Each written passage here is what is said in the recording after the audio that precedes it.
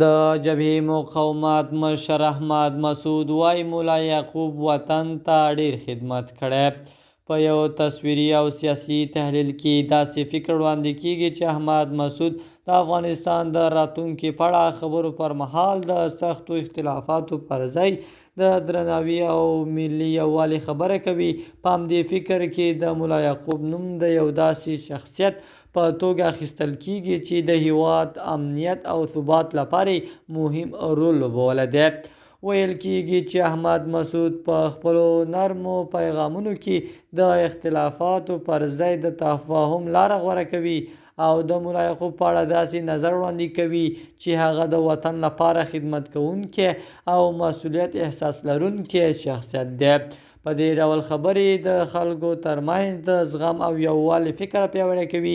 په همدې تحلیل انځور کې ملا محمد یعقوب مجاهد د داسې مسؤل په توګه یادېږي چې د هیواد د امنیتي جوړښت په سختو شرایطو کې د ثبات د ساتلو هڅه کوي.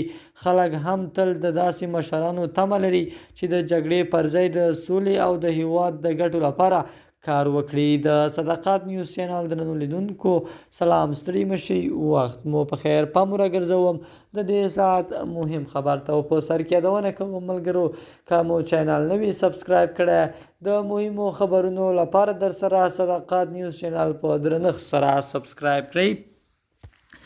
شنونکي وایي که د افغانستان سیاسي څیرې د یو بل د ردولو پر ځای د یو بل مثبت اړخونه ومني نو د باور فضا رامنځته کیدی شي، ځکه د اوږدې جګړې وروسته د خلکو تر ټولو لوی هیله دا ده چې د سولې او همکارۍ فضا حاکمه شي. په ټولنه کې عام افغانان د اختلافاتو له زیاتېدو ستړي شوي دي. هغوی غواړي چې د سیاسي خبرو تر شا د ژوند، کار، تعلیم او امنیت عملي حل لارې وړاندې شي. هر هغه اقدام چې د یووالي، درناوي او ګډ ژوند خبرې پکې وي د خلکو لخوا استقبال کیږي. په پای کې دا ډول نرم او تحلیلي خبرې که څه هم تصویري وي خو یو قوي پیغام لري.